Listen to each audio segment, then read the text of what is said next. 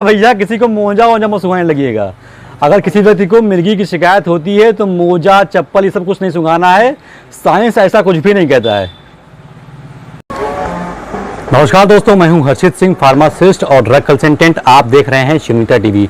दोस्तों, वीडियो की शुरुआत करने से पहले मैं आप लोगों का एक बार फिर से बहुत बहुत धन्यवाद करना चाहता हूं, क्योंकि आप लोगों के प्यार और सपोर्ट के कारण आज शिवनीता टीवी के 1100 से अधिक सब्सक्राइबर बहुत ही कम समय में पूरे हो चुके हैं दोस्तों।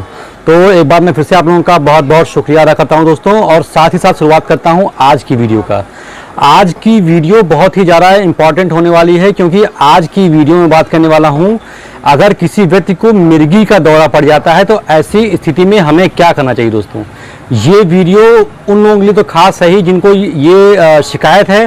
साथ ही साथ ये हर एक कॉमन व्यक्ति को जानना बहुत ही ज़्यादा ज़रूरी है कि अगर किसी व्यक्ति को मिर्गी का दौरा पड़ जाता है और हम उसके आसपास में हैं, कभी हम बस में सब ट्रेवल कर रहे हैं या ट्रेन में या फ्लाइट में हैं, किसी व्यक्ति को मिर्गी की शिकायत हो जाती है तो ऐसी स्थिति में एटलीस्ट हमें फर्स्ट एड ट्रीटमेंट क्या करना चाहिए। तो ये वीडियो अंत तक देखें, ये वीडियो आपके लिए बहुत ही ज़्यादा इंपॉर्टेंट होने वाली है दोस्तों।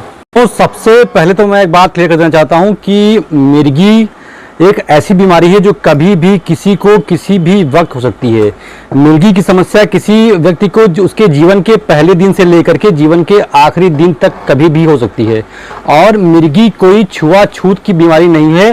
तो अगर किसी भी व्यक्ति को आपके सामने मिर्गी का दौरा पड़ जाता है, आ जाता है, तो आपको अपने नॉलेज के अनुसार उसका मदद करना चाहिए। मेरा ये वीडियो बनाने का लक्ष्य सिर्फ एक ही है कि अगर किसी व्यक्ति को मिर्गी का दौरा पड़ जाता है और आप ऐसी सिचुएशन में हैं जहां आप किसी की मदद कर सकते हैं, तो आपको उसकी मदद बिल्कुल ही करनी चाहिए। तो दोस्तों, मैं सबसे पहले बता दूं कि अगर किसी व्यक्ति को मिर्गी का दौरा आता है तो हमें क्या क्या करना चाहिए। सबसे पहले नंबर पर अगर किसी व्यक्ति को मिर्गी का दौरा या मिर्गी का झटका कह लें, अगर वो आ रहा है तो वो अपने हाथ पैर को बहुत ही तेज़ी से फोर्सफुली उसको फेंकेगा, उसका शरीर पूरा ऐंठने लगेगा और वो एक प्रकार का उसके शरीर में एक प्रकार का वाइब्रेशन होने लगेगा जो कि बहुत ही तेज़ी से होता है। तो ऐसी स्थिति में हमें सबसे पहला चीज़ करना है कि हमें ख्याल रखना है कि उसे हेड इंजरी ना होने पाए, यानी कि उसके सर में चोट ना लगने पाए। सर में चोट ना लगे, इसे बचाने के लिए हमें दोस्तों अगर पॉसिबल है तो वहाँ उसके सर के नीचे तकिया रख देना चाहिए, या फिर तकिया अगर नहीं अवेलेबल है तो हमें कोई भी मुलायम कपड़ा या कोई भी गद्दा या जो भी चीज़ वहाँ पर मुलायम चीज़ अवेलेबल हो, उपस्थित हो, वो उसके सर के नीचे रख दें, जिससे कि उसे हेड इंजरी ना हो सके दोस्तों। तो हमें पहला चीज़ ख्याल रखना है कि उसके सर में इंजरी ना हो, इस चीज़ से उसे बचाना चाहिए दोस्तों। अगर किसी व्यक्ति को मिर्गी का दौरा या फिर मिर्गी का झटका आ रहा है तो सबसे पहली गलती लोग करते हैं कि उसके हाथ पाँव को रोकने लगते हैं। अगर जर्किंग की स्थिति है तो कोशिश करनी चाहिए कि उस व्यक्ति को हमें कुछ देर के लिए छोड़ देना चाहिए। बहुत सारे लोग क्या करते हैं कि उस व्यक्ति के हाथ पाँव को रोकने लगते हैं जिससे कि झटका रुक जाए, लेकिन दोस्तों ऐसा होता नहीं है। अगर आप उसके हाथ या पाँव को रोक लेंगे तो कुछ समय के लिए वो हाथ पाँव की जर्किंग तो रुक जाएगी, लेकिन ऐसा बहुत हद तक पॉसिबल होता है कि उसके शोल्डर डिसलोकेट हो जाए या फिर कई सारी हड्डियों की दिक्कत हो सकती है, कई सारी जगह पर फ्रैक्चर्स आ सकते हैं। तो उस व्यक्ति को वैसे ही छोड़ देना चाहिए।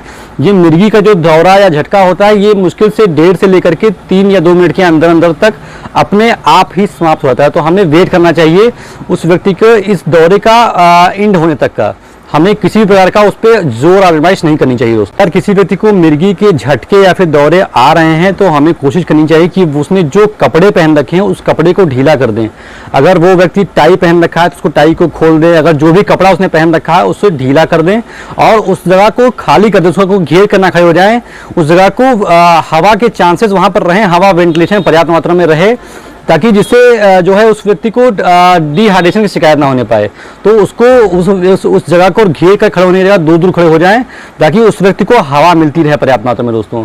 और इंतजार करें वो 1 से 1.5 या 2 मिनट के अंदर जो वो मिर्गी का दौरा समाप्त होने का, उस समय हमें वेट करना चाहिए दोस्तों। जब ये दौरा समाप्त हो जाए तो उसके बाद व्यक्ति को एक करवट लेटा देना चाहिए। यानी जैसे कुछ लोग पूछते हैं सर दाएं करवट लेटाया जाए या बाएं करवट लेटाया जाए, तो ऐसा कोई विशेष मतलब कोई ऐसा कोई दिशा निर्धारित नहीं की गई है। किसी भी एक करवट उस व्यक्ति को दौरा समाप्त होने के बाद आपको लेटा देना चाहिए। उसके पीछे कारण ये होता है कि दोस्तों मिर्गी के दौरे के समय में जो मुंह से झाग आते हैं वो झाग जो है स्वतः निकल जाए, धीरे धीरे निकल जाए, जिससे कि वो झाग हमारे श्वास नली में ना फंसने पाए। जिस श्वास नली में अगर वो झाग फंस जाएगा तो हमें सांस लेने में तकलीफ आएगी और समस्याएं और बढ़ सकती हैं। तो हमें उस व्यक्ति को एक करवट में लेटा देना चाहिए दोस्तों।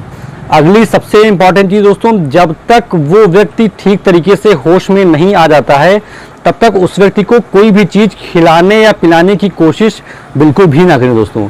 हमें ध्यान देना है कि जब तक वो चैतन्य अवस्था में ना आ जाए उसे कोई भी चीज, पानी भी नहीं पिलाना है दोस्तों। और साथ ही साथ दोस्तों हमें ध्यान रखना चाहिए कि अगर किसी व्यक्ति को मिर्गी के दौरे या फिर झटके आ रहे हैं तो अगर पॉसिबल है तो हमें उस घटना की, यानी कि मिर्गी का जब उस व्यक्ति को झटका लग रहा है उस घटना की वीडियो रिकॉर्डिंग कर लेनी चाहिए।